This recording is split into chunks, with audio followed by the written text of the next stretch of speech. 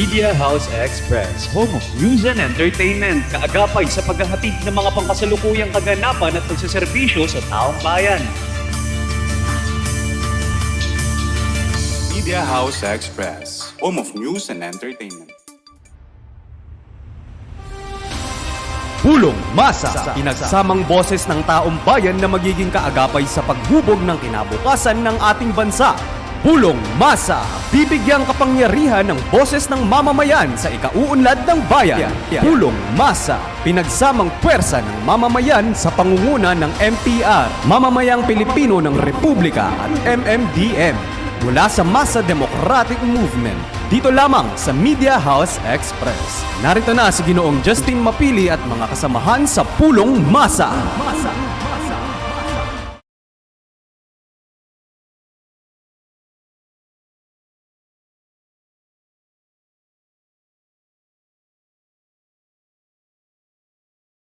Si Justin MAPILE ang pambansang tagapangulo ng mula sa Masa Democratic Movement. Ngayong gabi ay iikot ang ating paksa kaugnay doon sa pagtatayo ng mga Civil Society Organizations Desk o CSO Desk sa bawat munisipyo at lungsod at ganon din sa bawat lalawigan sa buong bansa. No? At karugtong nito, papasadahan natin ang pagtalakay din kaugnay sa pag-i-institutionalize ng People's Council sa lahat ng lalawigan at lungsod at bayan sa buong bansa, no? At siguro maging sa mga pangunahin nating mga priority barangays ay maaari din natin itong itayo. Ang Pulong-Masa, mga kasama, mga taga-subaybay, ay isang internet radio program na pinangungunahan ng mga leader natin mula sa mga civil society organizations. Ito ay partnership program sa pamamagitan ng tambalang CSO at NGO ng mula sa Masa Democratic Movement Incorporated at ng Mamamayang Pilipino ng Republika o MPR. Ngayon po ay na-late tayo ng around 30 minutes. Ano? So, oras ngayon ay 6:36 na. No? Ngayong gabi ay unahin na natin na nagpapasalamat tayo at napaunlakan tayo ng ating panauhin. Ano? Palagay ko ay naka-standby na ang ating resource person. Ano? Si Mr. LINO L. BERNAL III. Siya ay mula sa Civil Society Organization People's Participation Partnership Program sa ilalim ng Bureau of Local Government Supervision or BLGS sa Department of Interior and Local Government or DILG. No? So kakapan namin siya magiging representative ng kagawaran ng departamento ng DILG para tulungan tayong ilinaw ang kahalagahan ng pagtatayo ng CSO desk sa bawat lalawigan at munisipyo at lungsod. Ganon din ang pagtulak ng pag-institutionalize ng mga People's Council. No? Alam niyo mga kasama, mga taga-subaybay, ang Local Government Code noong 1991 ay na-establish ito at nabigyan ng pagkakataon ang mamamayang Pilipino na lumahok sa paggogobyerno. No? Ito ang nalikha dito yung tinatawag na mechanism ng participation ng mamamayan sa pamamagitan ng Local Development Council sa lahat ng antas, sa lalawigan, munisipyo at lungsod hanggang sa barangay. You know? At ang ating pamahalaan ay lumikha pa, no? Liban doon sa existing mechanism ng Local Development Council, maaari ding lumahok ang mga mamamayan sa pamamagitan ng kanilang mga CSO doon sa mga tinatawag na local special bodies. No? Andito ang local school board, andito ang health board, andito ang peace and order council, at iba pang mga komite at mga special board na maaring likhain ng mga local government units na demokratikong makakalahok ang mga mamamayan. Ano? Although 25% ang representation ng mga civil society organizations doon sa body ng Local Development Council sa mga LGUs, kaya't ang Department of Interior and Local Government, DILG, rather, ay naglabas ng isang memorandum circular noong 2021. Ito yung tinatawag nating Department Memorandum Circular number 2021-012 noong January 28, 2021. At nag-utos siya ng pag-establish ng CSO desk sa lahat ng mga munisipyo at lalawigan at pag-institutionalize nga ng People's Council. Immediately, several months after, inamed ng DILG ang memorandum circular na ito, At ito yung tinatawag na memorandum circular, amended version nito noong 2021-054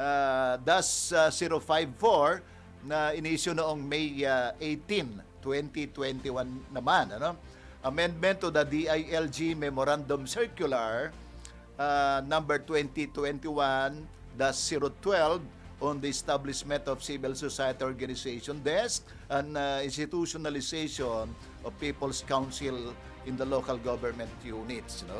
So may mga ilang binago doon sa original na memorandum circular.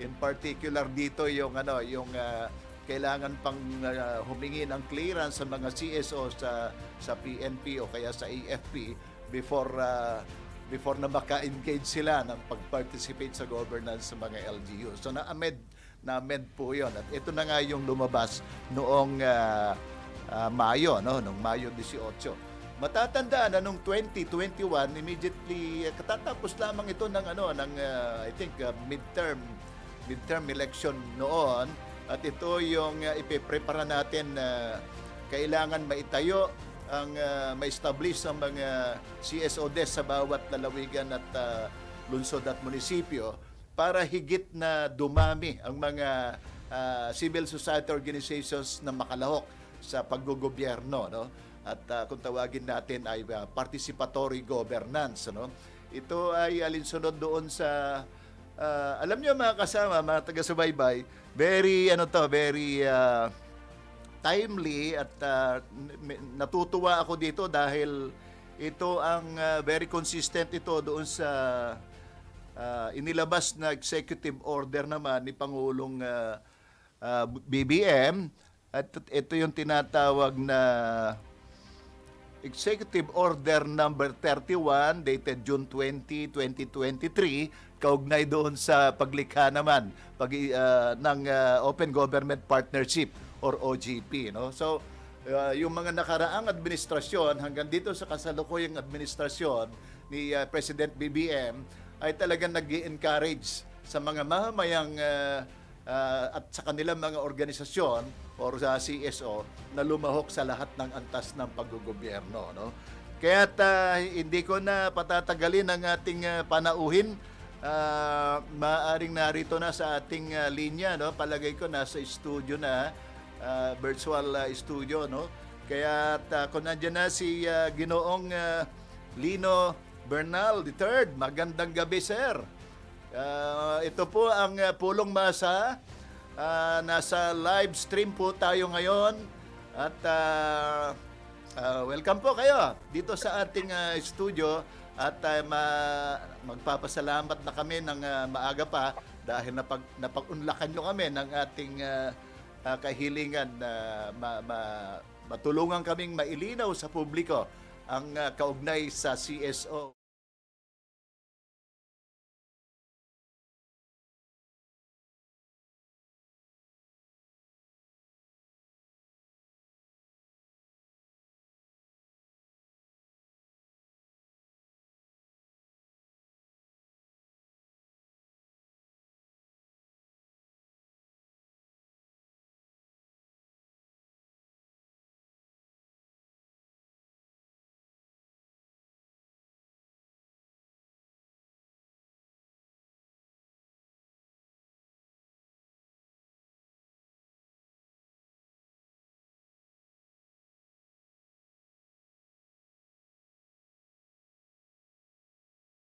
sa LGU at pag-institutionalize ng People's Council nationwide. At in fact, we are advocating also to establish the People's Council down to the barangay level, at least sa mga priority barangays. Uh, Sir, Mr. Lino Bernal, magtatanong po ako ng ilang mga inihanda kong katanungan dito.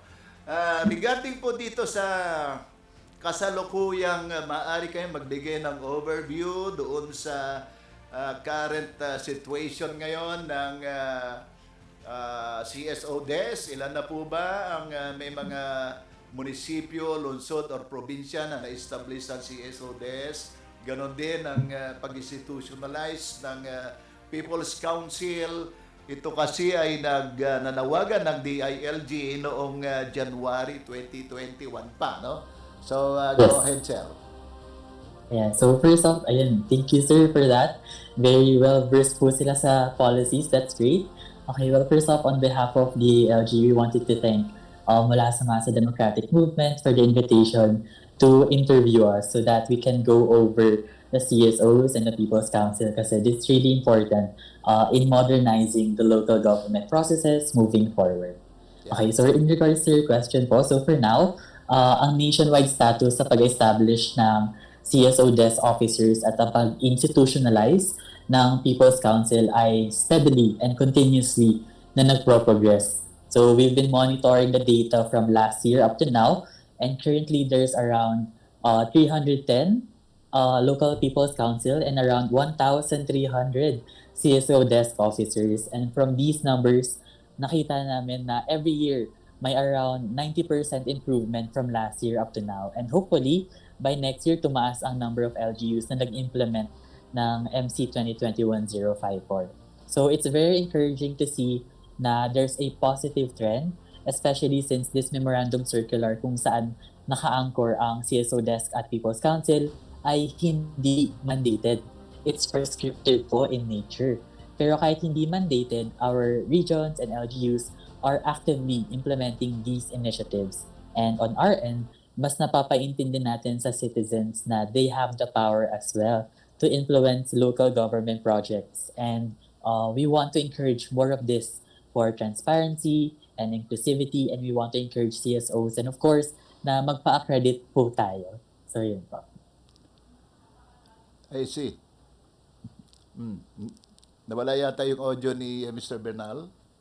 Hello po. Yan, go. Yeah, meron. Ayan po. Okay, thank you for that, Mr. Bernal. So, ang 310 local People's Council, pwede nyo po ba kaming bigyan kung ilan ang nasa probinsya at ilan ang mga munisipyo at lungsod? Excuse me. Ganon din yung 1,300 CSO desk officer. Can you provide us the data mula sa probinsya at sa mga cities and municipalities, sir? Okay, so right now, we don't have the visibility pa kung ilan yung nasa province, but I can claim na these numbers came from the municipalities level pa.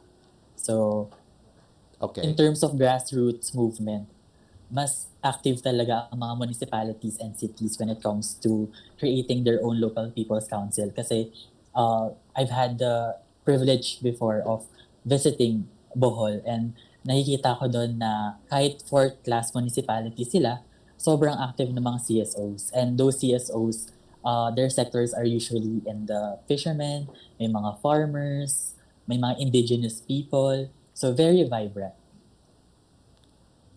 I see. Thank you. Pangalawang question, Mr. Bernal. How does the DILG view the importance of people's participation in local governance?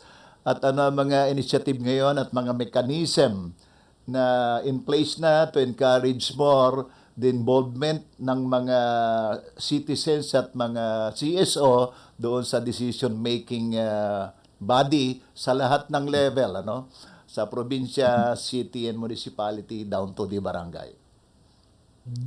Okay, yeah, so it's very important. I would go as far as to say na this is a cornerstone in achieving effective and inclusive governance so that we can directly address the needs of the community. So what do I mean by this? So let's say na there's a tricycle driver. So sa perspective ni local government, ang kailangan niya ay mas wider na roads or assistance on the maintenance of his tricycle. But hindi natin alam na baka si Manong ayaw niya maging tricycle driver buong buhay.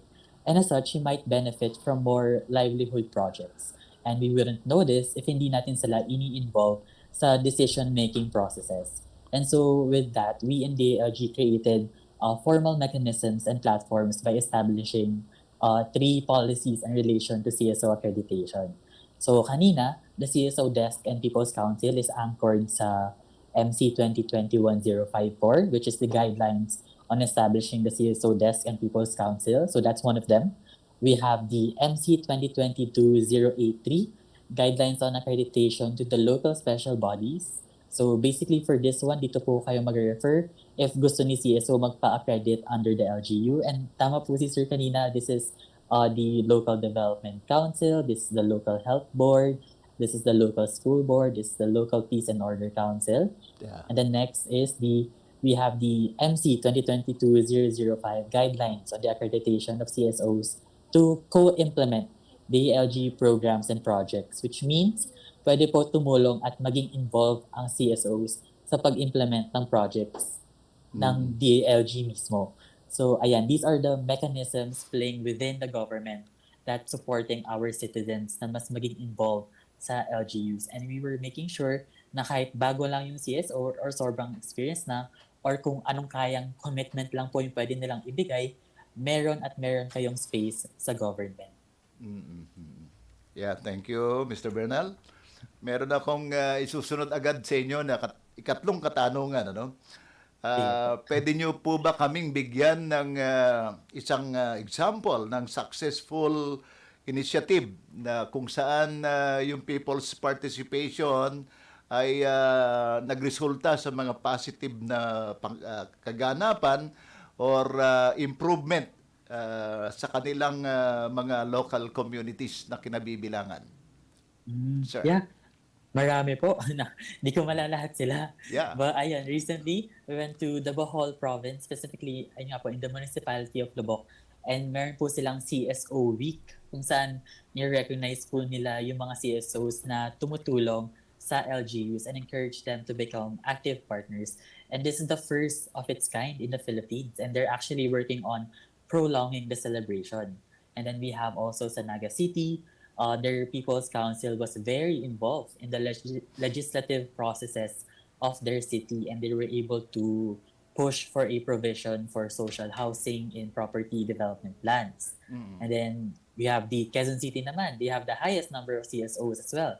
They have 4,000 accredited and recognized CSOs, if I'm not mistaken.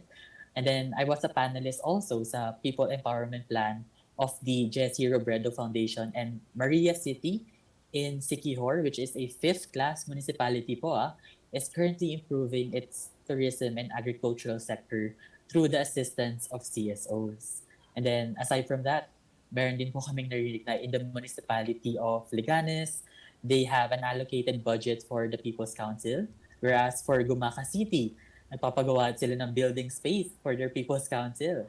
And then sa municipality of Dolores in Quezon, ang CSOs nila ay very involved sa development, planning, budgeting, implementation, and monitoring of projects wherein yung sentiments nila ay kinukuha para malaman kung ano dapat ang pinaprioritize na project. So as you can see, very important po ang role ng CSOs at admittedly, malayo pa. Marami pa tayong pwedeng magawa. There's a lot of improvements na we need to create, which we're working on right now, but malayo na rin ang narating natin. So the fact is, CSOs are here to bridge kung ano yung kulang sa LGUs in terms of resource and knowledge, and sa collaboration natin with them, nasa-strengthen ang local communities at nagkakaroon tayo ng sense of responsibility for a better future. Yeah, thank you, Toro. May dagdag ko lamang po ang designation ni Mr. Lino Bernal ay accreditation din, ano? Doon sa kanyang accreditation ng CSO, PPPP, under ng BLGS, DILG. Okay. So maraming salamat sa iyong sharing. No? So napakarami na palang mga successful initiative, no? At nababanggit mo, pangalawang beses mo nabanggit, sir, yung Bohol. Ano? Mukhang maraming Opo. advanced experience tayo dyan sa lalawigan ng Bohol. Yes. Magaling po. Okay, I understand yan galing si Secretary John Vasco during sa kanyang stint sa Office of the Participatory Governance under ng administration ni PRRD. Okay, meron akong ikaapat na katanungan, sir. Paano ba ang mga naibibigay o mga concrete support ng DILG sa pag-establish at pag-strengthen ng mga CSO desk sa mga LGUs, ano? At ano ang mga role ng officers naman kaugnay doon sa pag-facilitate nila ng communication, collaboration between the government and the CSOs, ano? So nakita natin doon sa data na provide mo ay 1,300 ang meron ng CSO desk. Pero 310 lamang ang merong local people's council. Sa makatwid, parang hindi ganon kabilis yung formation, ano? Ang pagtatayo ng local people's council. So can you enlighten us regarding doon sa support ng establishment ng mga CSO desk para maitayo kaagad ang kanilang people's council sa kanilang LGU na kinabibilangan. Sir. Ayun, so let's start muna with the last question, which is, ano nga ba ang role ng CSO desk officers? So first off, for those who are not familiar, CSO desk officers establish and maintain communication with CSOs and the LGU since they serve as the go-to person for CSOs who wants to engage with the LGU. Sila rin yung nag-invite sa mga CSOs whenever the LGU has projects na pwede sila maging involved. And nakatulong din sila sa pagpropromote ng transparency by updating and keeping the CSOs well-informed about government policies, budgets, and development plans. And sila rin yung pinupuntahan pagdating sa inquiries about CSO accreditation policies and if they want to apply for accreditation. So they actually mobilize support and participation ng CSOs and they monitor the participation of the People's Council and CSOs in activities na ini-implement nila. So we need to understand na hindi feasible kung ang central office ng DILG lang ang mapupuntahan ng mga tao pag may question sila. Kailangan talagang may focal person on each LGU to accommodate all of the questions and concerns that may arise, especially since ngayon pa lang we have over 46,000 CSOs and counting nationwide. So ayun, iba po yung People's Council sa CSOs natin. And then iba po yung CSO desk officers. Ayan. Then for the next one naman, this is a good question kasi CSO desk officers are at the forefront of connecting with CSOs. Sila yung designated point person and they're the ones na CSOs can go to whenever they have questions. Kumbaga sila yung unang nami-meet natin pagdating sa LGU and CSO partnership. Kaya sobrang crucial na sa first step pa lang, dapat alam na agad ng mga officers kung paano nga ba ma-address ang concerns ng CSO. So, through the help of the Support for Local Government Program or SLGP office, nakakapag-provide po sila ng CAP Dev trainings for CSO desk officers. This year, they're able to train 239 officers in Region 1 and Mimaropa. And then for SLGP, as much as possible po talaga, they try to understand the unique challenges and needs faced by the CSO officers so that yung mga trainings targets those specific requirements. So it's rooted talaga from the responsibilities din ng CSO desk officers. At patuloy sila na nabibigay ng capacity development activities, ang SLGP, to the 16 regions. Moreover, sa aming policy din, nakalagay doon na dapat may designated space, si CSO desk officer.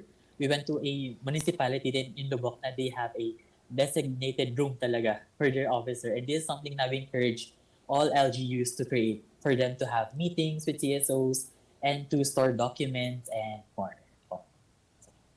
Yeah, okay. May follow-up question po ako dito sa number 4 question regarding doon sa pag-strengthen ng mga CSO desk officer. Ano po ang factor bakit malaki ang gap between the CSO, nakatayo na yung CSO desk office, pero hindi pa naitatayo ang kanilang mga local people's council, ano? Bakit po, ano po ang inyong assessment or factor bakit hindi na naitatayo kaagad ang local people's council? So actually, ang People's Council po, this is rooted within the LGU. And then, magkaiba rin naman po ang CSOs and then magkaiba rin po ang CSO desk officers, which, kunyari, in terms of CSOs, we have around 46,000, which means lahat na po ng LGUs, lahat ng municipalities, cities, and provinces, meron na pong silang accredited CSO. And then, Okay. yung mga CSOs na yun, it's being handled by the CSO desk officers. But tama po kayo, bakit nga ba ang onti pa lang ng People's Council natin? Well, actually right now, there's a lot of challenges na we're facing. Currently, may mga LCEs na naniniwala na bakit parang we're giving too much power sa People's Council. Di ba parang masyadong madidilute yung power ng government if masyado ng makapangyarihan ng mga CSOs and People's Council? Well, in terms of that, actually, tama po yun. Yun po yung iniisip on the ground. And for us, pinapakita po namin kung ano yung nagagawa na ng mga People's Council. Just like what I've mentioned before, yung sa Naga City, nakapag-push po sila ng housing provision. Sa City of Matin, nabigyan sila ng funds. So these are best practices po na hindi pa siguro naintindihan ng other LGUs, which is the reason kung ba't di pa nila ni-implement. But for us, we're being proactive naman when it comes to this. Actually, we're in the works of creating IEC materials, and right now, we're in close coordination with the regional offices kasi we wanted to get all of the best practices from all the LGUs, from all the regions, so that we can encourage these LCEs na your power will not be diluted. In fact, mas matutulungan po tayo ng People's Council sa pag-improve ng service delivery natin. Yeah, So, partner ayun po. Yan, tama po yun. Ano? Alam mo, marami kasi mga LGU officials, mga chief executive sa probinsya, mga governor, mga mayor, allergic sila sa mga CSO eh. So akala nila masasapawan sila ng mga civil society organizations. In fact, dapat ang kanilang framework is they should be treated like a partner, social partner para sa delivery ng kanilang social services, mga projects and activities sa LGU nila. Dapat ganoon, ano? So, Yes, thank you exactly. for that, Mr. Bernal. Mag-proceed ako sa ikalima kong inihanda ng katanungan. Ano? Meron po ba Yes. tayong mga guidelines or criteria na naiset ng DILG regarding doon sa selection and qualifications ng CSO desk para sa mga LGUs na ito, no? Para ma-ensure natin yung effectiveness and impartiality, no? Kasi meron akong mga naobserbahan sa provincial level, even sa mga cities and municipalities na parang mga yes man sila ng governor or ng mayor eh. So yung independence nila is nababahiran yung integrity ng pagiging independent nila for them to help the CSO empowered at mag-participate sa local governance ay nakukuan na anong tawag dito na nasasakripisyo because of the dependence and independence doon sa relasyon nila sa mga local chief executive. Ano po ang mga qualifications, sir? So, for the qualifications na we're looking for sa mga CSOs natin, dapat, unang-una, dapat eligible and capable sila sa pag-implement ng mga projects. Dapat yung directors and officers nila ay merong background dun sa specialty nila, and dapat wala silang relation to the fourth level sanguinity dun sa nag-a-assess ng application nila when they want to be accredited. And then as for the CSO desk officer naman po, it's very crucial na ma-fulfill nila ang responsibilities of being one, since first they should have good communication skills, both verbal and written, since sila ang nagre-review din ng mga documents na pinapasa ng mga CSOs, and so they should be able to articulate well kung ano yung mali, and plus sila yung point person kasi for CSOs. Dapat then they have the highest standard of transparency and integrity, since sila yung nagpo-provide ng updates about government policies and development plans, pati budget. And so with that, they should have a thorough understanding of CSO accreditation policies and well-versed sila dapat in guiding CSOs through the accreditation process and handling inquiries. And since sila din yung pinupuntahan whenever the CSO has any concerns, dapat sensitive din po sila sa mga needs and concerns of the CSO groups. And minimake sure nila na dapat lahat ng boses ay napapakinggan at valued talaga. And then finally, dapat marunong sila makipag-network since they mobilize support and participation from CSOs.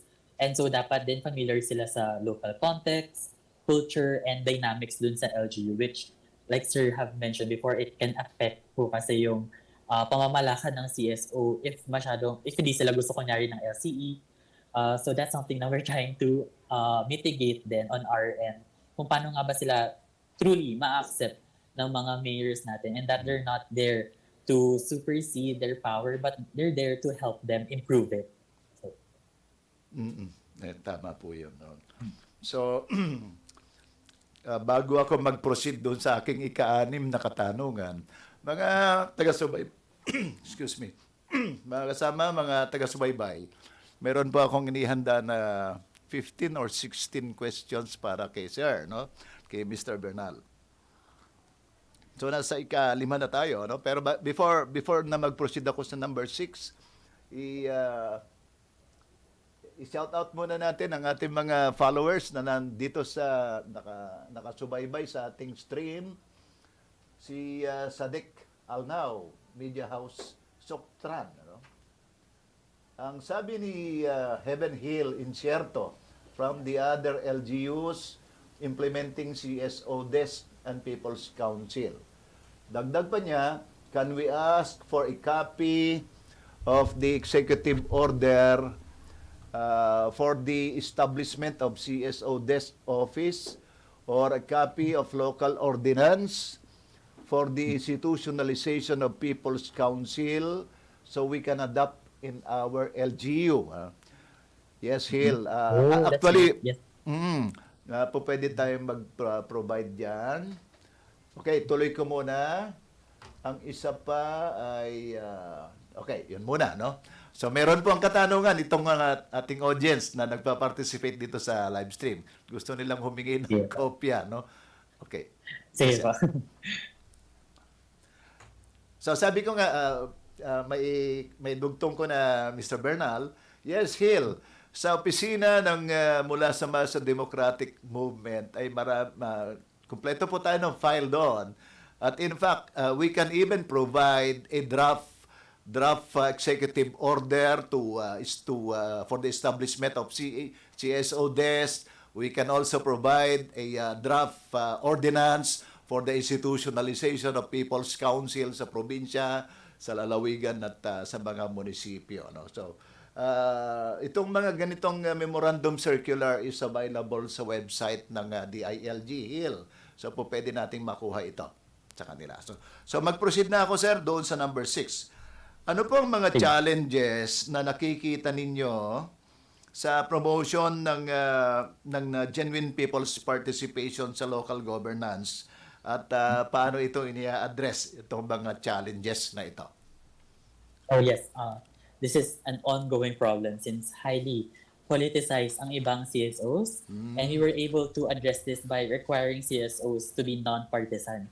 There are CSOs kasi who supports a politician and if the citizen doesn't support that specific politician, parang hindi na siya tinutulungan. So una pa lang, we highly discourage that kind of trait in our CSOs na discriminatory in nature. So hindi sila pwede magpa-accredit if ganun. There are LGUs naman na ayun nga po, ayaw din ng People's Council kasi they think na we're giving them too much power, which we're not. If used well, we can actually make CSOs and People's Council an asset. Just like what we've discussed earlier, ang CSOs nakatulong in creating projects that directly helps the citizens and they can bridge the resource and knowledge gap that's prevalent in the LGUs. So ayun lang. That's all we want lang naman po. And then we had the privilege as well of visiting one of the municipalities in Misamis Occidental, and according to their CSO desk officer, they have around 40 CSOs composing of fishermen, farmers, indigenous people. So the LGU is responsive naman to their needs. But for those LGUs who are hesitant pa, I hope they can take this as a sign to create their People's Council and CSO accreditation. So our PMO is creating the IEC materials for all the LGUs, highlighting the best practices nationwide para lang ma-encourage sila na, effective pala talaga sila in improving our service delivery. So we understand then na there are citizens who are not fully aware of their rights to participate sa local government processes. That's also a problem. That's why we have seminars like the CSO conference wherein doon namin tinutulungan ang CSO maintindihan kung anong responsibilities nila and how we can help. So we're well aware of what's happening on the ground naman po. And kami naman, if something's not working or something's going the way it shouldn't be, we're doing policy amendments to address the evolving needs sa communities. I see. Malaking challenge talaga yan, sir, itong mga Sobra. CSO leaders na actually, before siya maging leader, ay halimbawa, ang mga CSO, dominantly, ang mga existing CSO sa kanilang probinsya o kaya sa kanilang mga cities or bayan, ay organized, initiated by the mayor or by the governor themselves Kaya itong mga leader na nakatayo doon sa kanilang localities, nauobliga silang yung partisanship ay hindi nila maputol yun. No? So malaking challenge talaga po ito. No? Okay, thank you for that. Itong susunod kong katanungan ay dito naman sa tinatawag nating yung boses ng masa, yung mga marginalized kung tawagin, karaniwan doon sa concept ng participatory governance. Kaya nalikha ito ay for them to get involved at mag-participate doon sa policy making body, sa provincial council, sa city and municipal council, local development council hanggang sa barangay development council ay hindi nagkakaroon ng talagang representation itong mga marginalized na ito, no? So paano po natin ito ma-ensure na madinig ang boses nitong mga maliliit na ito? So At may dagdag ko, ito yung pamilyar na tawag na boses ng mga nasa laylayan, kumbaga. Opo. Ayan. So we're able to ensure representation and inclusivity by being very specific in our policy. So for example, for the local special bodies, it is drafted specifically that the senior citizens, indigenous people, farmer, the youth, LGBTQIA community, women, teachers, even single parents are represented. And actually, one of the responsibilities din po ng CSO desk officer is to ensure na may proper representation ang lahat ng sectors. But this is a case-to-case basis po kasi before, I was able to talk to one of the mayor na, I actually forgot, pero it's in Mindanao. I was able to talk to them and tinanong ko sila, parang bakit sir dun sa database namin, parang wala kayong representation ng indigenous people sa inyo. Kasi tinatrack din po namin kung represented ba lahat ng sectors. Tapos sinabi naman niya na wala daw kasing indigenous people sa kanila, so wala rin silang malalagay. So it's a case-to-case basis po talaga. And ayun naman po, and regardless of income level, we understand na may certain level of commitment lang ang pwedeng ibigay ang mga CSOs. These people have jobs. And kunyari, may mga PWD na hindi makaka-attend ng meetings. So kunyari, if you can't be accredited, they can still join naman the local special bodies. And if limited lang ang kaya nila mabigay, you can join the sectoral and functional committees. So as you can see, marami talagang areas for them to join and to be heard, regardless kung anong level of commitment yung pwede nyong maibigay. Yeah. Bago ako magpatuloy dun sa next question ko po ay basahin ko muna yung katanungan or suggestion ng ating audience, ano? Sige po. Binanggit dito mula kay Jaime Halig, maglabas sana ang DILG sa kanilang website ng list of provinces, cities, and municipalities na merong CSO desk at People's Council. Sige po. Ganda po. Yan. Meron pong request ang ating audience. Okay. Ang ating susunod na katanungan kay Mr. Bernal ay pwede po ba kayo magbigay ng success story kung baga, no? Sa mga LGUs na effectively ay na-institutionalize na ang People's Council, kumbaga na empowered na ang mga local People's Council na ito sa respective provinces at cities or municipalities. Meron po ba tayong success story dito?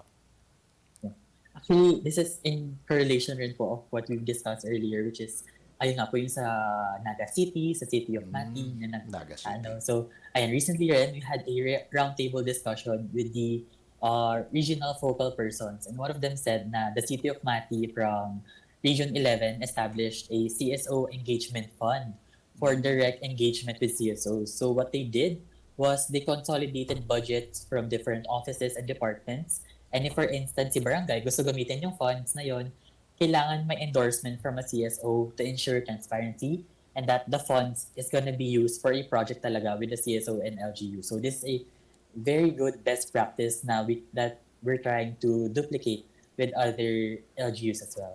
And then we have other empowering initiatives as well. And for us kasi, magkakaiba yung political climate in each of the regions. So for instance, sa NCR, meron silang ugnayan series that facilitates monthly conversations among CSOs and reorientation ng mga circulars about CSO accreditation. And then sa Region 12 naman, they have the CSO Academy, which is being developed in South Cotabato. And then in Region 2, they have the CSO Summit to encourage CSOs to pursue accreditation and empower them, especially in the 4th and 6th class municipalities, to let them know na they're valued and there's space for them in the local government.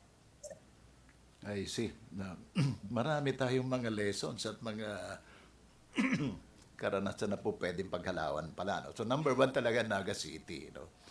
Okay, ang susunod ko pong katanungan ay meron po ba tayo or ano po mga support at mga resources na meron ng DILG na maipoprovide sa mga LGUs naman para ma-sustain nila yung establishment at operation ng People's Council para ma-institutionalize nila ito. Meron po ba tayong mga support and resources para dito? No? Kasi maidagdag ko po, no? Ang context nito ay karaniwan walang budget ang mga LGU, probinsya o kahit ang mga cities and municipalities. At kapag nag-create sila ng People's Council, ang iniisip agad nila is additional budget ito eh. So burden sa kanila ito kung paano nila iso-source na naman ang kanilang pondo at operation. Ano? So sa ganitong situation, ano po ang mga support and resources na maaaring mai-provide ng DILG sa mga LGU? Ayan, totoo po yan. Actually, di ko siya nasabi kanina, but that's also a problem for our LGUs. Kunyari, merong initiative si LGU na pagpo-promote or pag-guide sa mga CSOs. Tapos, yung nire-raise nila is wala silang pang-travel para pumunta dun sa LGU. Kaya hindi rin naging effective yung mga CapDev initiatives kasi hindi rin naman makapunta yung mga CSOs. So, may mga problems po talaga. Kunyari, yung mga geographic areas that really comes into play when it comes to establishing the CSOs and People's Council.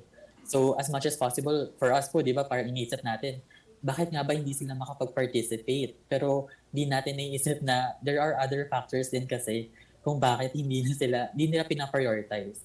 So kanyari, mayroon tayong mga CSOs din na farmers or fishermen, imbes na pumunta sila sa meeting, parang mas gugustuhin na lang nila na magtrabaho na lang since wala naman silang makakuha dun sa meeting. So yeah, that's one of the problems din po. So right now, para ma-solve natin yan, we got a best practice from another LGU na naman. They're experiencing this problem and yung ginawa nila is nag-hire sila nung sa PisoNet. Familiar po ba kayo sa PisoNet? PisoNet, yeah. Yeah. Ayan, di ba po? Piso lang yun, tapos pwede ka nang mag-internet. Oo. Tapos, yun yung gusto namin ipa-implement sa other LGUs na if hindi nila kaya pumunta dun sa meeting, baka they can acquire na lang yung help ng PisoNet and then mag-online na lang po sila. But, ayun, we do understand na medyo mahirap din to. Kunyari, wala silang laptop pang-connect. So, ayun, ang dami pong problems pa within the ground that we're trying to fix. But right now, si SLGP po is studying what makes the People's Council, like its function and organizational profile, so that they can duplicate it and create a manual for more LGUs to establish their People's Council. Kasi yun nga po, yung problema natin is hindi rin naman nila alam kung paano ba gawin to in the first place. So, napaka-basic po yun, no? Hindi nila alam kung paano gawin. So, para malutasan natin yun, gumagawa naman po kami ng manual for it. We also have established monitoring mechanisms in all of our policies. But for now, we're currently in the development of making the official CSO accreditation website. So, this is being done by our IT. Nagkakaroon na kami ng initial tests. And it's going to be this one-stop shop where CSOs can apply to be accredited. But it's for us to profile CSOs and gather data more effectively. And by then, we'll have more complicated and specific data na for everything. And then moving forward, mas database na po yung mga projects natin. And hopefully, this can pinpoint talaga kung ano yung mga problema dun pa sa on the ground so that we can do the respective solutions for that. And then the accreditation website then is something that we can leverage on to market projects and programs of CSO. So we're hoping na we can encourage more people to visit the website. And then while that's ongoing naman, may mga regions din na gumagawa ng sarili nilang monitoring mechanisms. Like for instance, for Calabarzon, they developed a tool to assess the effectiveness of CSO participation and ensure their active involvement in the decision-making processes. So, hindi naman enough na uma-attend lang si CSO. Dapat nagko-contribute din siya sa mga meetings. And then sa Region 8 naman, they evaluate CSO cap dev programs through after-activity assessments. And then they get the help from universities to offer capacity development interventions to LGUs and CSOs. And then in NCR, they developed a CSO dashboard, which is a online platform serving as a centralized hub for CSO-related information and services. So there's a lot, but soon this is all going to be virtual, modernized, and centralized. Okay, thank you. Actually, yan ang aking isusunod na katanungan sana. No? Ano yung mga pamamaraan at mga mechanism na ginagawa ng DILG para ma-encourage ang mga CSO at makipag-collaborate sila sa yung partnership between CSO and government or LGU. No? So, maganda yon yung mga initiative po na yan. Ano? So, ang next ko pong katanungan ay ano po ang mga initiative at initiative para ma-strengthen ang legal policy regarding doon sa people's pag-support natin sa ng tinatawag na pag-institutionalize ng People's Council, CSO desk, local governance structure para ma-gain talaga, ma-obtain talaga ang inclusive development goals kung tawagin. Ano po ang mga plano or initiative ng DILG regarding sa legal and policy framework development? Meron po ba? So in terms of legal naman, yeah. So just like what we discussed kanina, we do policy amendments para ma-address din ang evolving challenges and para ma-reflect ang ever-changing priorities ng mga LGUs and ensure that the policy's relevance and effectiveness is effective over time. So right now, we've actually asked the LGUs kung ano nga ba yung status sa baba. And they actually said na hindi priority ang CSOs. So yun yung gusto namin malutas since this should be a priority kasi I don't think na realize nila kung ano yung potential nito. When it comes to service delivery, makakatulong po talaga yung mga CSOs natin. For instance, gusto niyo po magkaroon ng livelihood project and meron kayong CSOs na nagsispecialize in agriculture, pwede po nila mabigyan pa ng other tips and learnings yung sa mga existing farmers dun sa LGU. So that's something that you can leverage on. And then, so again, it doesn't stop there for now since hindi po kasi mandated ang iba sa policies namin. So it's still up to the LGUs on how they'll implement this. But we're monitoring developments for this naman. And actually, sa Region 1 po, lahat po sila lahat ng LGUs sa Region 1 nakapag-establish na ng CSO desk officer. And nagawa po nila yon by really encouraging and talking to the LGUs na this is something that you need. Kasi may mga LGUs naman po na sinasabi nila na bakit kami mapapagawa ng CSO desk officer kung wala namang CSOs sa area namin. So that's something that we need to address din, and yung plano po namin is magkakaroon din ng manual kung paano ba gumawa ng CSOs. Kasi baka hindi rin sila knowledgeable kung paano gawin to, or baka hindi rin nila alam kung paano magpa-accredit. So yung mga extra steps po in approaching them and creating a handheld approach para mas ma-encourage sila. Dapat yun po yung kailangan right now. Okay. Bago po ako magpatuloy sa aking susunod na katanungan, tignan natin ang mga participation ng ating audience. Cynthia Morales Sape, watching from Taguig City, no? Si Jaime Halig ay nagpasalamat, Sir Bernal, looking forward, magsisilbing gabay ito sa aming CSO kapag meron matukoy ang walang CSO desk at People's Council na galing sa DILG, no? Kay Irma Tia, good evening po. Ang kanyang bati sa atin, ano? Good evening din po. Ganon din kay Norman, kay Tiles Obibir, ano? Pahingi po kami ng summary ng mga pointers na naisa punto po ng bisitang si Mr. Bernal.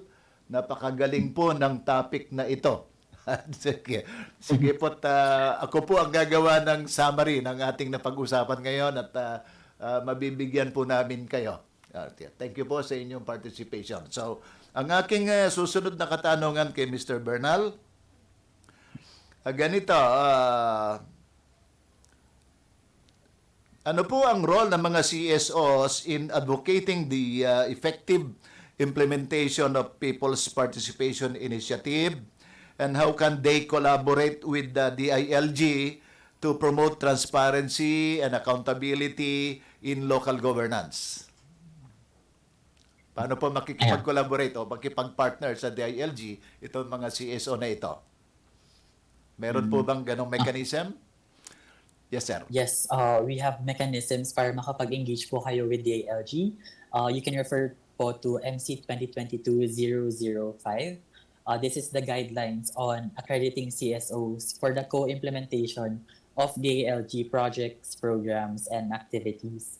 So, just to clear this out po, pag magpapa-accredit po kayo under DILG, yung ini-implement po nating mga projects ay under DILG din. Kasi we receive applications po before na gusto nila gusto nila magkaroon ng national accreditation, pero yung projects nila hindi naman anchored sa kung ano ginagawa ni DILG. So in that sense, we have to, kung ganun po yung gusto nyo, pwede po kayo magpa-accredit under the LGU. Mas proper po na doon na lang po kayo magpa-accredit. But for MC 2022-005, yung para po magpa-accredit po kayo, we actually have the guidelines for that, so that doon nakalagay yung mga annexes, kung ano yung kailangan yung ma-fill-upan. You need also to determine kung ano yung scope. Kunyari, gusto nyo po mag-co-implement ng PPAs sa Quezon City lang, let's say. So, yung pag-a-applyan po nila, sa Quezon City po kayo mag-a-apply for that. But kunyari, gusto nyo po mag-co-implement sa Region 1 lang, let's say. So, sa Regional Accreditation Committee, dun po kayo mag-a-apply. But if 2 or more regions, yung gusto nyong pag-implementan ng activities nyo, dun po sa National Accreditation Committee po tayo magpapa-accredit. So that's, ako po yung National Accreditation Secretariat. So if ever gusto nyo po mag-co-implement, sa akin po mapupunta yung mga applications nyo. Yeah, so and then for the other question naman po na, what is the role of CSOs in advocating for the effective implementation of people's participation? Actually, there's a lot that CSOs can contribute on.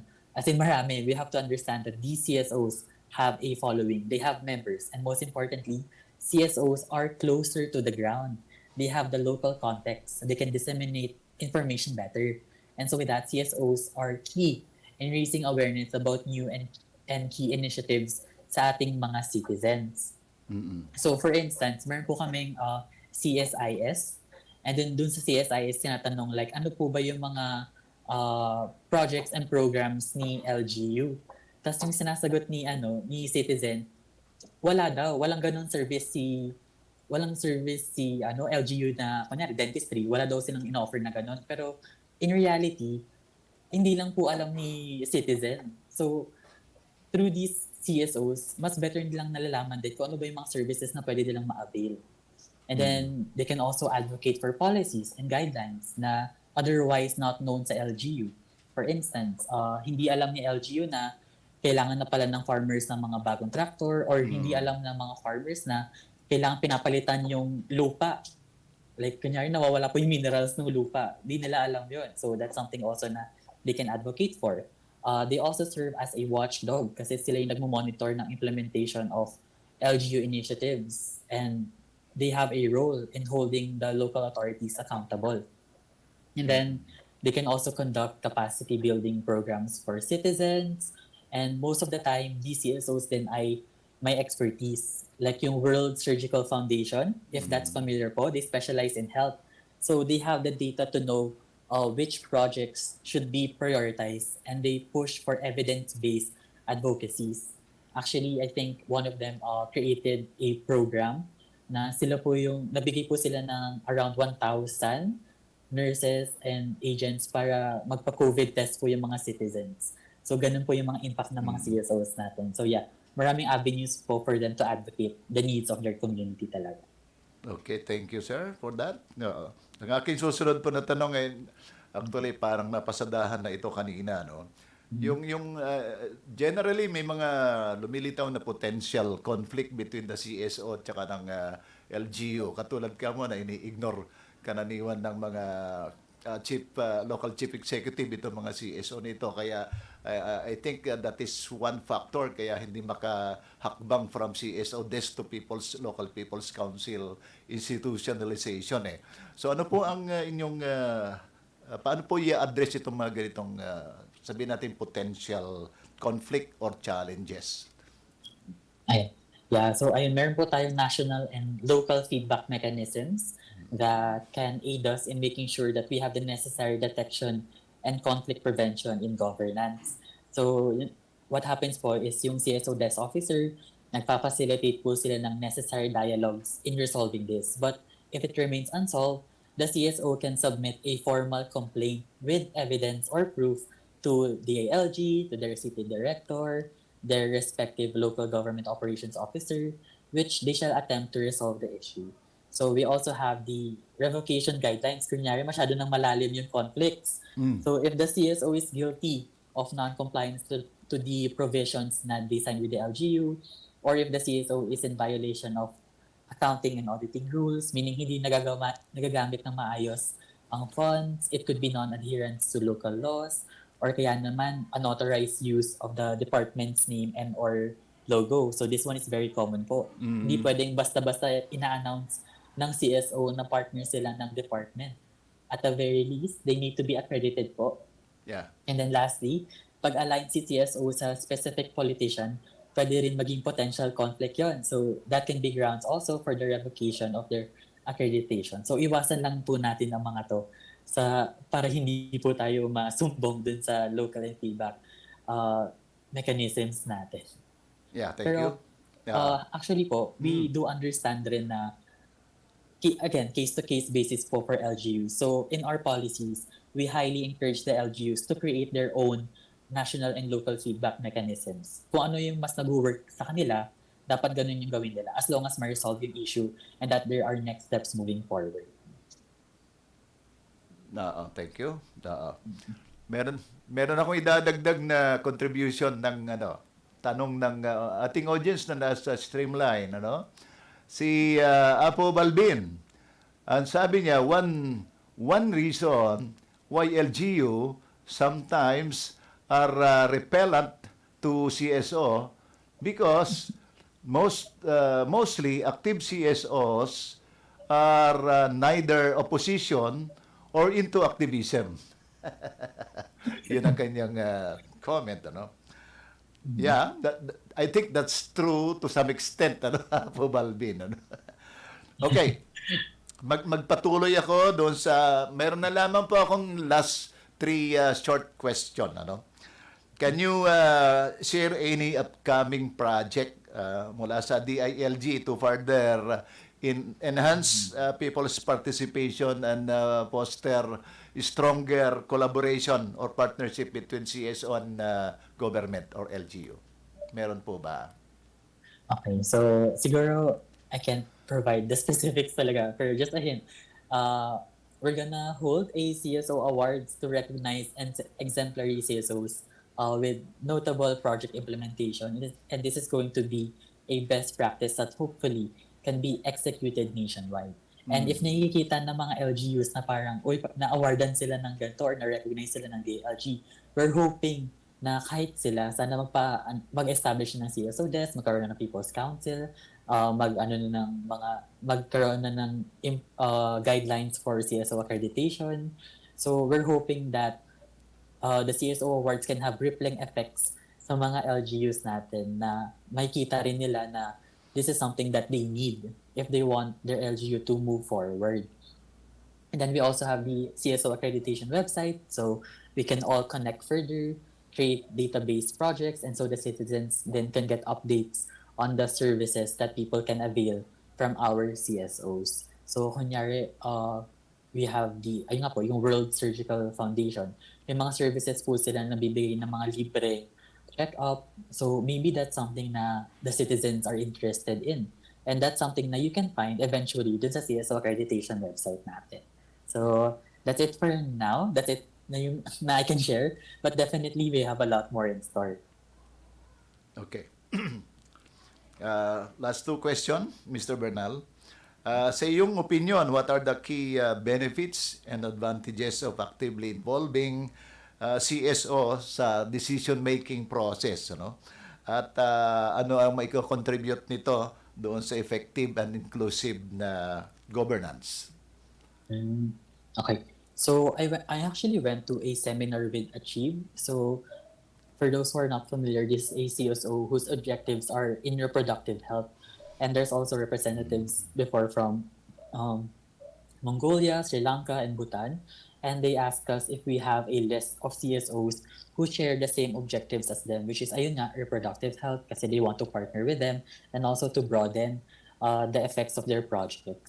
And that this is something that we've been working on talaga. Kasi imagine if you can coordinate all the CSOs in the country. Again, there's 46,000 CSOs. We can provide broader assistance with such a large network. The potential, di ba, for collective impact on different issues would increase significantly. Kunyari now, may bagyo. We can mobilize the assistance of CSOs. And it can be as small as alerting your fellow provinces that they need assistance. Pero it could make all the difference talaga. So it could also mean better resource allocation. It could mean innovation and creativity. It could mean enhanced representation. So for instance, dun sa pinuntahan naming seminar with Achieve, nalaman nga po natin na there are sex workers na wala masyadong nakukuhang support from the government. So, and this is a real problem since yung mga sex workers naman na yun, they're parents as well, they're people who are making a living, but this is not being respected in terms of policy making. So, yun yung gusto ma-solve ng Achieve on how to help them moving forward. Ayan, so yeah, ang dami. This is untapped territory talaga with immense potential, and we're excited in mobilizing everyone more through our ongoing projects. Okay, maraming salamat diyan. Ano?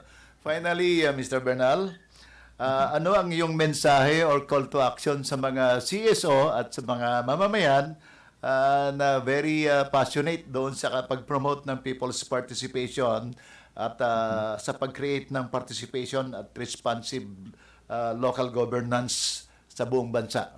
Ano po ang iyong huling panawagan or huling pananalita regarding this one?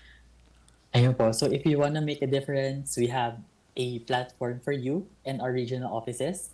Our CSO desk officers, our LGUs, even us here in the LG Central are ready to help you navigate the CSO accreditation. from the smallest actions of telling the LGU your concerns about farming to the grandest leaps of creating projects yourself and assisting the LGUs already contributes a lot in making the Filipinos' lives better. So with heartfelt conviction, I implore everyone to organize your own CSO, contact your LGU, and ask how you can help and be accredited. So it's cheesy, but CSOs really are a valuable asset and there's more work to be done. I'm not sure people realize kung gaano sila ka-powerful. So don't hesitate in helping out. Kasi there are LGUs, kanyari, like in Baguio City, wherein ini-invite talaga nila yung mga opposition of their administration just so there's a healthy discourse when it comes to planning and implementation of their project. So, see, parang open-minded po ang mga LGUs naman natin. We have LGUs na open-minded naman. So, kung ano man yung mga concerns nyo po, please tell your LGUs about it. Kasi baka hindi rin naman po nila alam on their end, but they're willing to help naman po. Okay. Okay. Maraming salamat, Mr. Bernal, sa iyong mga ibinigay na mga matatalinong kasagutan sa ating inihandang katanungan para sa benepisyo ng mga CSO nationwide. Ano? Meron akong idadagdag sanang isa na lamang na katanungan, parang 17 na katanungan, if you allow, please. Sige po. Okay. Merong situation, general situation ay makunat, makupad na sa pag-institutionalize ng People's Council, ng local People's Council, ang mga probinsya, mga governor, ang mga mayor. Marami ito, no? Kasi 300 lamang itong ating data, no? Apo, pwede po bang mag-initiate itong mga CSO na mismo, mag-initiate na itayo nila ang People's Council sa kanilang localities and eventually ipa-credit na lang nila doon sa LGU, sa concerned LGU na kinatatayuan nila. Let's say ganito, isang probinsya, no? Provincial government, let's say isang probinsya sa Bicol halimbawa, itatayo na mag-i-initiate ng mga CSO na itayo ang People's Council sa provincial level at later on ay accredit mag-submit sila ng accreditation application doon sa provincial government. The same manner, ganun din ang gagawin sa mga municipal or city, no? Mag-initiate yung mga civil society organization na tipunin ng maraming CSO sa kanilang localities at itayo ang People's Council at magsampa ng accreditation doon sa kanilang LG yung kinabibilangan. Is that possible? Parang, for now, it's a good suggestion po. Pero for now, parang ano kasi, kailangan kasi ng issuance ng ordinance, which si LGU po ang nagpapatupad para magawa po natin ang People's Council. So, as long as, what if hindi gusto ni LGU, baka hindi po, kahit gumawa tayo, baka hindi nila ipatupad. But actually, that's a good action moving forward kasi at the same time, hindi naman lahat ng LGUs, ganun nga na ayaw talaga nila ng People's Council. Baka may mga LGUs na hindi lang taga pinaprioritize. And if nakikita naman nila na may mga CSOs who are willing to help and who are willing na sila na mismo yung nagsimula ng People's Council, baka doon silang ma-encourage to create it. So yeah, that's a good suggestion po. Actually, that's something na we can cascade po to the regions, no? Na kasi yung mga regions rin po, tinatanong kami dito sa Central kung ano nga ba yung pwede nilang magawa just to encourage them. And that's something that I can cascade to them na baka through this, doon na sila mapipilitan or doon na nila makikita yung importance ng pagkakaroon ng People's Council. So yes, we'll take note of that. But thank you for that. Okay. Maraming salamat. No? So muli, mga kasama at mga taga-subaybay, dito na magtatapos ang ating panayam kay Mr. Lino Bernal III. Siya ang nangangasiwa sa CSO Accreditation sa ilalim ng BLGS sa DILG. No? So maraming salamat sa iyo at hanggang sa muli at maaaring makipag-ugnayan ang opisina ng Mula sa Masa Democratic Movement. Kapartner po namin ang Mamayang Pilipino ng Republika para sa itong dalawang organization na ito ay very active doon sa pag-empower ng mga civil society organizations sa mga locality nationwide at maaring bumisita kami sa iyong opisina to further siguro forge a semblance of partnership sa inyong opisina at ng mga partner natin mga CSO. So muli, maraming Yes, salamat wala po po. sa inyo, Mr. Bernal, at magandang gabi. Thank you so much po. Thank you for the invitation and good night everyone. Thank you po. Sana po may natutunan kayo at sana magpa-accredit na po kayo. Ang dami palagay ko natutunan. Okay. Okay, thank you po. Sige po. Okay. Thank Balik you tayo po. doon sa ating mga taga-subaybay. Dito sa stream, live stream, may dagdag si Apo Balbin. Maganda po, Sir Justin, but that is contrary to the controlling power of the LGUs. People's Council will be serving like Citizens Parliament, a co-challenger of the LGU legislative power. Not necessarily challenger, ano, kasi ang framework natin is parang ganito, Apo Balbin, ano. Ang local government code establishes the formation of local development council. So that was 32 years ago ay na-establish na 'yon, ano. So ang DILG ay naglabas pa ng circular na ini-encourage tinatagubilin ng lahat ng mga provincial government, city and municipal government na itayo ang mga CSO desk para itulak naman ang pagtatayo ng pagtipon, ma-credit at tipunin ng iba't ibang mga CSO sa kanilang mga localities at from there ay maihakbang ang pag-institutionalize ng People's Council. Pag sinabi nating institutionalization of local People's Council, dapat ilabas ito sa pamamagitan ng i-create ito sa pamamagitan ng ordinansa, no? Executive order sa simula para sa pagtitipon, pero eventually kailangan maaprubahan ito bilang ordinansa ng Kapitolyo, ng mga munisipyo at lungsod, ano? Siyempre, ang framework nito ay consistent ito doon sa huling executive order na inilabas ni President BBM, yung Open Partnership Government, OGP, Open Government Partnership. So ito naman, dahil liban doon sa mechanism ng Local Development Council, ay magtatayo tayo ng another mechanism. Ito yung tinatawag na People's Council nga, na matipon dito ang lahat ng mga organization at isa ito sa isang empowering ito sa mga CSO na ma-strengthen yung kanilang organization at maihatid ang kanilang boses, ano? Sabihin nating sectoral or development agenda ng mamamayan sa kanilang lugar, ano? So of course, kailangan ay nabanggit kanina ni Mr. Bernal na isang challenge na umiiral sa kasalukuyan, kailangan itong mga leader na itong i-form natin na People's Council ay tunay na autonomous and independent mula doon sa control ng local chief executive, ano. Pero actually kaya ko nababanggit kanina yung huling katanungan, ano. By the way, mga kasama at mga taga-subaybay, nasa huling yugto na tayo at papatapos ang ating programa. Gusto kong i-detailize na lamang ang ating naging daloy ng interview kay Mr. Bernal ngayong gabi, no. Number one, kailangan ang mga very active na advocate ng mga people's participation policy framework na pinupursu ng mga civil society organizations nationwide ay i-push nila talaga yung initiative na kung makukunat ang mga gobernador at mga mayor, hinahadlangan nila ang pagtatayo ng mga local people's council sa kanilang lugar. Hindi natin maasahan kahit kailan yan kahit sa susunod na election, ano? Every 3 years napapalitan kasi itong local development council composition.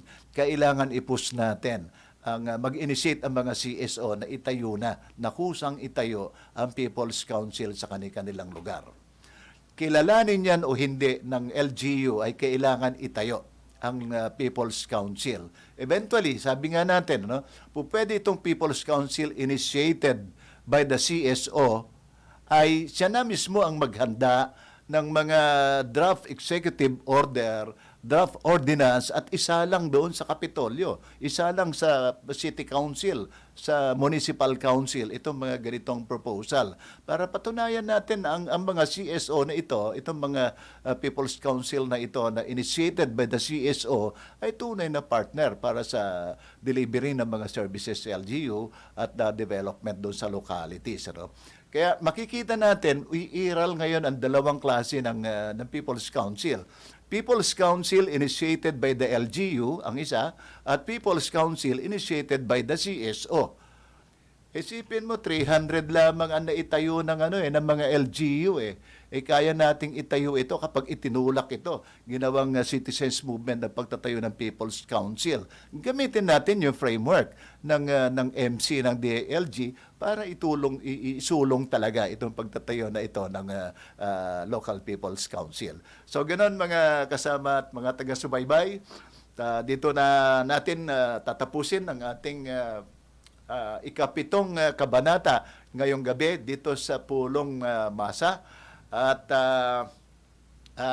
hinihiling ko na sa ating nakapanayam kanina kay Mr. Bernal ay merong kahilingan kanina dito sa ating live stream comment na makahingi ng summary or point summary ng mga points ng mga binanggit ng ating na interview, no.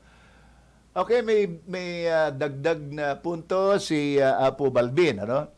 Apo Balbin, but I'd like that People's Council should be pushed forward. Sang-ayon ako diyan, Apo Balbin, ano? By the way, bago pa man itulak ng DILG noong 2021 ang People's Council, ay nag-initiate na ang mula sa masa democratic movement na itayo ang People's Council.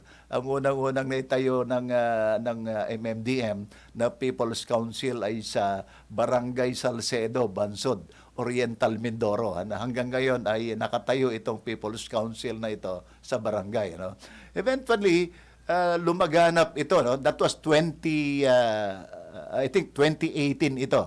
2018 na itayo na natin ang People's Council 3 years before na maglabas ng memorandum circular ang DILG, no. Of course, ang ating naging inspirasyon dito ay yung karanasan ng Naga City, no, dahil sila yung nanguna dito sa pagtatayo ng concept ng People's Council. That's why sinasabi ko na pwedeng mag-initiate ang mga CSO para itayo ang People's Council kapag makunat or makupad itong mga gobernador na ito at mga mayor, no. So idugtong ko doon sa may dagdag pa si Apo Balbin, ano? Nabanggit ko na pala ito kanina yung sinabi niya. So si Oli Yanin watching from La Union, sabi niya, no? So check pa natin ang iba pang mga sumubaybay ngayon. Sabi ni Jaime Padayon, MMDM, MPR. Okay, salamat po. Okay. So, muli, ito po ang Pulong-Masa. Ang inyong host ngayong gabi, si Justin MAPILE, ang tagapangulo ng mula sa Masa Democratic Movement, ang mga social services, ang programa natin sa grassroots empowerment, participatory governance at fast delivery of social services sa grassroots ay kapartner natin ang Mamayang Pilipino ng Republika o MPR. So magandang gabi mga kasama at mga taga-subaybay, padayon.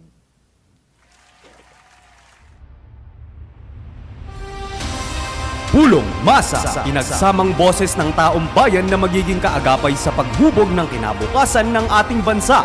Pulong-Masa, bibigyang kapangyarihan ng boses ng mamamayan sa ikauunlad ng bayan. Pulong-Masa, pinagsamang puwersa ng mamamayan sa pangunguna ng MPR, Mamamayang Pilipino ng Republika at MMDM.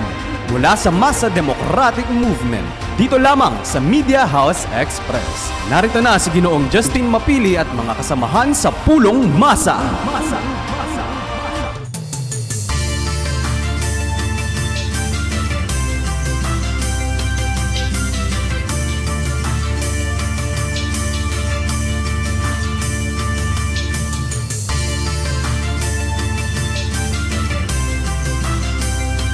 Media House Express, home of news and entertainment, kaagapay sa paghahatid ng mga pangkasalukuyang kaganapan at pagsaserbisyo sa taong bayan. Media House Express.